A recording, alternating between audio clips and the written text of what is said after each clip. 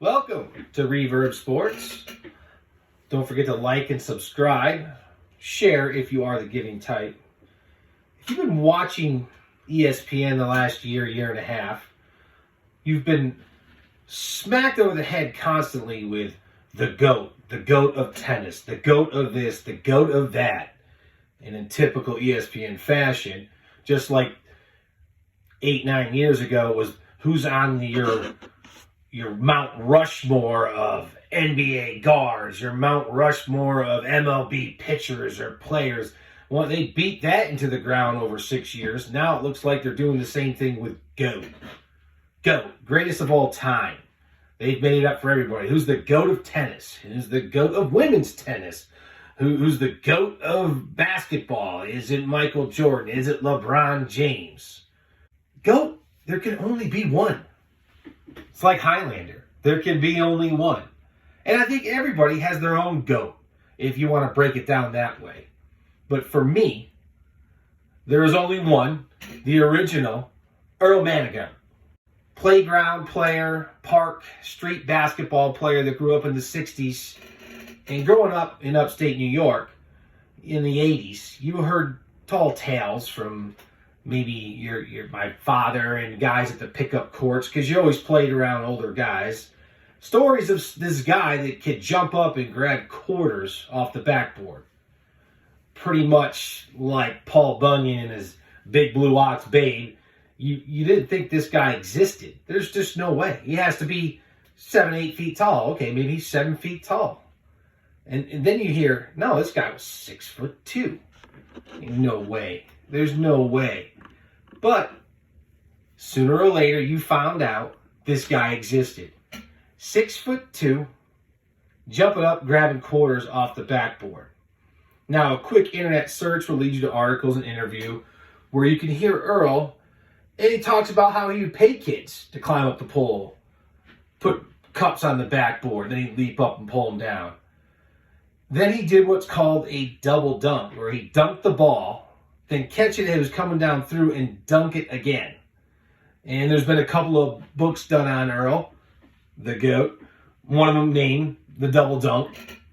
But what many people don't realize is, how can you be the GOAT if you've never played in the NBA?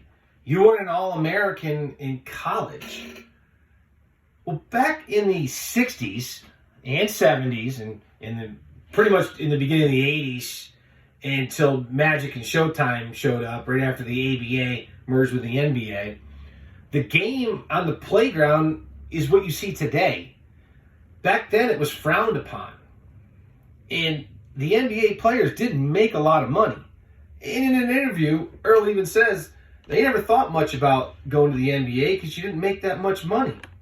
And unlike today, NBA players would barnstorm and they would play at the parks in the big cities in the summer. So he was playing against NBA players. Hence how he earned his name GOAT. It wasn't just the GOAT of the playgrounds or the street basketball. He was playing against NBA players.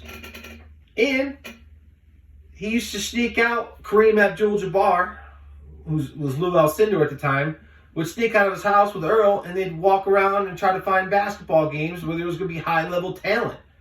And anybody knows what Kareem did, the Hall of Famer, it goes without saying. But that was the state of the game in the 60s and in the 70s. So when you heard about this guy, what happened to him? Did he go to college? He tried college, played at Johnson C. Smith, played for a year. But again, if you want to get an idea of what basketball looked like back in the 60s, early 70s, heck, you just go to the 80s. Just Google Dean Smith Four Corners.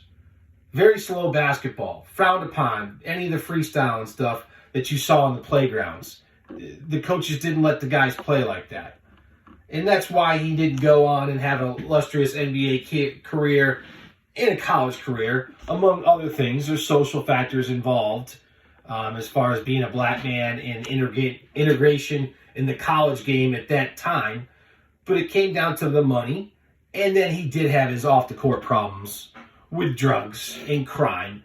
And that's what people tend to focus on He cleaned it up later in life, but it does not take away from the talent of a man that was 6'2", not 6'6" or 6'9", jumping up and taking cups and quarters off the backboard and given the nickname GOAT by NBA players who played against him. So for me, a kid at the time growing up, heard about the GOAT. He's always been the GOAT. Ali was called the greatest. Ali said he was the greatest of all time, but his nickname was simply the greatest. So in a world where GOAT stands for there can only be one, for this guy, the only GOAT out there in basketball land is Earl Manigault. Thanks for listening. Remember to like and subscribe